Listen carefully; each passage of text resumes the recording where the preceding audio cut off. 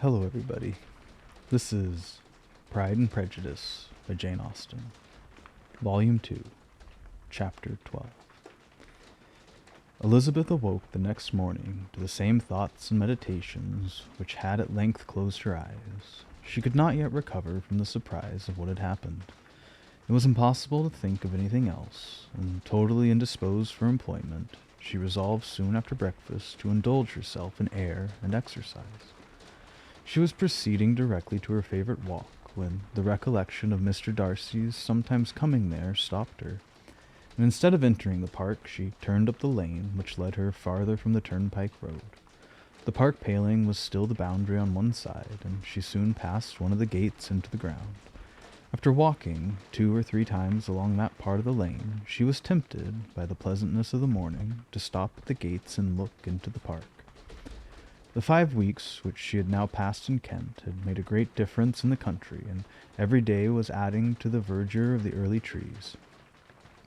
She was on the point of continuing her walk when she caught a glimpse of a gentleman within the sort of grove which edged the park. He was moving that way, and fearful of its being Mr. Darcy, she was directly retreating.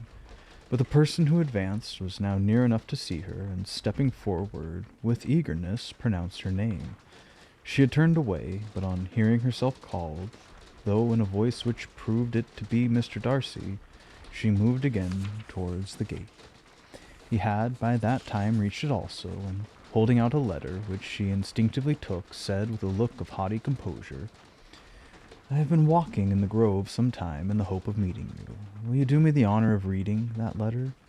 And then, with a slight bow, turned again into the plantation, and was soon out of sight. With no expectation of pleasure, but with the strongest curiosity, Elizabeth opened the letter, and, to her still increasing wonder, perceived an envelope containing 2 sheets of letter paper, written quite through in a very close hand. The envelope itself was likewise full. Pursuing her way along the lane, she then began it. It was dated from Rosings at 8 o'clock in the morning, and was as follows. "Be not alarmed, madam, on receiving this letter, by the apprehension of its containing any repetition of those sentiments or renewal of those offers which were last night so disgusting to you. I write without any intention of painting you or humbling myself by dwelling on wishes which, for the happiness of both, cannot too soon be forgotten. And the effort which the formation and the perusal of this letter must occasion should have been spared, had not my character required it to be written and read. You must, therefore, pardon the freedom with which I demand your attention. Your feelings, I know, will bestow it unwillingly, but I demand it of your justice. 2 offences of a very different nature, and by no means of equal magnitude, you last night laid to my charge. The first mentioned was that, regardless of the sentiments of either, I had detached Mr. Bingley from your sister, and the other that I had, in defiance of various claims, in defiance of honour and humanity, ruined the immediate prosperity, and blasted the prospects of Mr. Wickham, wilfully and wantonly to have thrown off the companion of my youth, the acknowledged favourite of my father, a young man who had scarcely any other dependence than our own patronage, and who had been brought up to expect its exertion, would be a depravity, to which the separation of 2 young persons, whose affection could be the growth of only a few weeks, could bear no comparison. But from the severity of the blame which was last night so liberally bestowed respecting each circumstance, I shall hope to be in future secured, when the following account of my actions and their motives have been read. If, in the explanation of them, which is due to myself, I am under the necessity of relating feelings which may be offensive to yours, I can only say that I am sorry. The necessity must be obeyed, and further apology would be absurd. I had not been long in Hertfordshire before I saw, in common with others, that Bingley preferred your eldest sister to any other young woman in the country. But it was not till the evening of the dance at Netherfield that I had any apprehension of his feeling a serious attachment. I had often seen him in love before. At that ball, while I had the honour of dancing with you, I was first made acquainted by Sir William Lucas's accidental information that Bingley's attention to your sister had given rise to a general expectation of their marriage. He spoke of it as a certain event, of which the time alone could be undecided. From that moment I observed my friend's behavior attentively, and I could then perceive that his partiality for Miss Bennet was beyond what I had ever witnessed in him. Your sister I also watched. Her look and manners were open, cheerful, and engaging as ever, but without any symptom of peculiar regard, and I remained convinced from the evening's scrutiny that though she received his attentions with pleasure, she did not invite them by any participation of sentiment. If you have not been mistaken here, I must have been in an error. Your superior knowledge of your sister must make the latter probable. If it be so, if I have been misled by such error to inflict pain on her, your resentment has not been unreasonable. But I shall not scruple to assert that the serenity of your sister's countenance and air was such as might have given the most acute observer a conviction that, however amiable her temper, her heart was not likely to be easily touched. That I was desirous of believing her indifferent is certain. But I will venture to say that my investigations and decisions are not usually influenced by my hopes or fears. I did not believe her to be indifferent because I wished it. I believed it on impartial conviction, as truly as I wished it in reason. My objections to the marriage were not merely those which I last night acknowledged to have required the utmost force of passion to put aside in my own case. The want of connection could not be so great an evil to my friend as to me. But there were other causes of repugnance, causes which, though still existing, and existing to an equal degree in both instances, I had myself endeavored to forget, because they were not immediately before me. These causes must be stated, though briefly. The situation of your mother's family, though objectionable, was nothing in comparison of that total want of propriety so frequently, so almost uniformly betrayed by yourself, by your 3 younger sisters, and occasionally even by your father. Pardon me. It pains me to offend you, but amidst your concern for the defects of your nearest relations, and your displeasure at the representation of them, let it give you some consolation to consider that, to have conducted yourself so as to avoid any share of the like censure, is praise no less generally bestowed on you and your eldest sister, than it is honourable to the sense and disposition of both. I will only say farther, that from what passed that evening, my opinion of all parties was confirmed, and every inducement heightened which could have led me before to preserve my friend from what I esteemed a most unhappy connection. He left Netherfield for London on the day following, as you, I am certain, remember, with a design of soon returning. The part which I acted is now to be explained. His sister's uneasiness had been equally excited with my own. Our coincidence of feeling was soon discovered, and, alike sensible that no time was to be lost in detaching their brother, we shortly resolved on joining him directly in London. We accordingly went, and there I readily engaged in the office of pointing out to my friend that certain evils of such a choice. I described and enforced them earnestly, but however this remonstrance might have staggered or delayed his determination, I do not suppose that it would ultimately have prevented the marriage, had it not been seconded by the assurance which I hesitated not in giving of your sister's indifference. He had before believed her to return his affection with sincere, if not equal, regard. But Bingley has great natural modesty, with a stronger dependence on my judgment than his own. To convince him, therefore, that he had deceived himself was no very difficult point. To persuade him against returning to Hertfordshire, when that conviction had been given, was scarcely the work of a moment. I cannot blame myself for having done thus much, but there is but one part of my conduct in the whole affair on which I do not reflect with satisfaction. It is that I condescended to adopt the measures of art so far as to conceal from him your sister's being in town. I knew it myself, as it was known to Miss Bingley, but her brother is even yet ignorant of it. That they might have met without ill consequence is perhaps probable, but his regard did not appear to me enough extinguished for him to see her without some danger. Perhaps this concealment, this disguise, was beneath me. It's done, however, and it was done for the best. On this subject I have nothing more to say, no other apology to offer.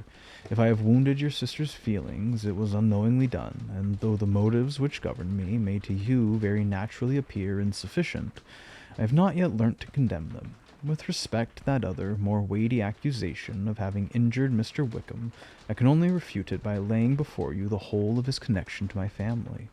Of what he has particularly accused me, I am ignorant, but of the truth of what I shall relate, I can summon more than one witness of undoubted veracity. Mr. Wickham is the son of a very respectable man, who had for many years the management of all of Pemberley estates, and whose good conduct in the discharge of his trust naturally inclined my father to be of service to him, and on George Wickham, who was his godson. The kindness was therefore liberally bestowed. My father supported him at school, and afterwards at Cambridge. Most important assistance, as his own father, always poor from the extravagance of his wife, would have been unable to give him a gentleman's education. My father was not only fond of this young man's society, whose manners were always engaging, he had also the highest opinion of him, and hoping the church would be his profession, intended to provide for him in it. As for myself, it is many, many years since I first began to think of him in a very different manner. The vicious propensities, the want of principle, which he was careful to guard from the knowledge of his best friend, could not escape the observation of a young man of nearly the same age as himself, who had opportunities of seeing him in unguarded moments, which Mr. Darcy could not have. Here again I shall give you pain. To what degree you can only tell, but whatever may be the sentiments which Mr. Wickham has created, a suspicion of their nature shall not prevent me from unfolding his real character. It adds even another motive. My excellent father died about 5 years ago, and his attachment to Mr. Wickham was the last so steady, that in his will he particularly recommended it to me to promote his advancement in the best manner that his profession might allow, and if he took orders, desired that a valuable family living might be his as soon as it became vacant. There was also a legacy of £1,000. His own father did not long survive mine, and when within half a year from these events, Mr. Wickham wrote to inform me that, having resolved against taking orders, he hoped I should not think it unreasonable for him to expect some more immediate pecuniary advantage, in lieu of the preferment, by which he could not be benefited. He had some intention, he added, of studying the law, and I must be aware that the interest of £1,000 would be very insufficient support therein. I rather wish that, believing him to be sincere, but at any rate he was perfectly ready to accede to his proposal. I knew that Mr. Wickham ought not be a clergyman. The business was therefore soon settled. He resigned all claim to assistance in the church, were it possible that he could ever be in a situation to receive it, and accepted in return £3,000. All connection between us seemed now dissolved. I thought too ill of him to invite him to Pemberley, or admit his society in town. In town, I believe, he chiefly lived, but his studying the law was a mere pretence, and being now free from all restraint, his life was a life of idleness and dissipation. For about 3 years I heard little of him, but on the decease of the incumbent of the living which had been designed for him, he applied to me again by letter for the presentation. His circumstances, he assured me, and I had no difficulty in believing it, were exceedingly bad. He had found the law a most unprofitable study, and was now absolutely resolved on being ordained, if I would present him to the living in question, of which he trusted there could be little doubt, as he was well assured that I had no other person to provide for, and I could not have forgotten my revered father's intentions. You will hardly blame me for refusing to comply with this entreaty, or for resisting every repetition of it. His resentment was in proportion to the distress of his circumstances, and he was doubtless as violent in his abuse of me to others as in his reproaches to myself. After this period, every appearance of acquaintance was dropped. How he lived I know not, but last summer he was again most painfully obtruded on my notice.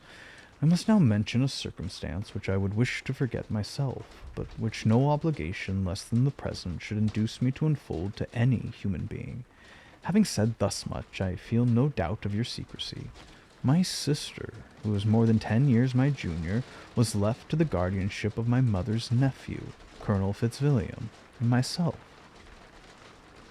About a year ago she was taken from school, and the establishment formed for her in London, and last summer she went with the lady who presided over it to Ramsgate, and thither also went Mr. Wickham, undoubtedly by design, for there proved to have been a prior acquaintance between him and Mrs. Young, in whose character we were most unhappily deceived. and by her connivance and aid he so far recommended himself to Georgiana, whose affectionate heart retained a strong impression of his kindness to her as a child, that she persuaded to believe herself in love, and to consent to an elopement.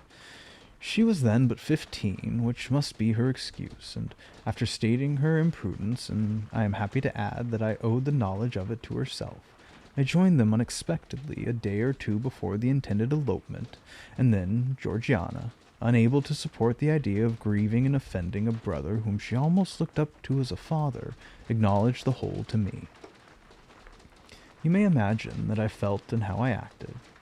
Regard for my sister's credit and feelings prevented any public exposure, but I wrote to Mr. Wickham, who left the place immediately, and Mrs. Young was of course removed from her charge. Mr. Wickham's chief object was unquestionably my sister's fortune, which is £30,000. But I cannot help supposing that the hope of revenging himself on me was a strong inducement. His revenge would have been complete indeed. This, madam, is a faithful narrative of every event in which we have been concerned together, and if you do not absolutely reject it as false, you will, I hope, acquit me henceforth of cruelty towards Mr. Wickham. I know not in what manner, under what form of falsehood he has imposed on you, but his success is not perhaps to be wondered at. Ignorant as you previously were of everything concerning either, detection could not be in your power, and suspicion certainly not in your inclination. You may possibly wonder why all this was not told last night, but I was not then master enough of myself to know what could or ought to be revealed. For the truth of everything here related, I can appeal more particularly to the testimony of Colonel Fitzwilliam, who, from our near relationship and constant intimacy, and still more as one of the executors of my father's wills, has been unavoidably acquainted with every particular of these transactions.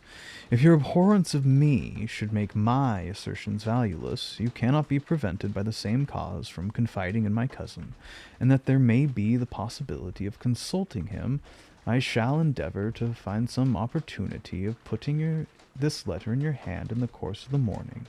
I will only add, God bless you, Fitzwilliam Darcy.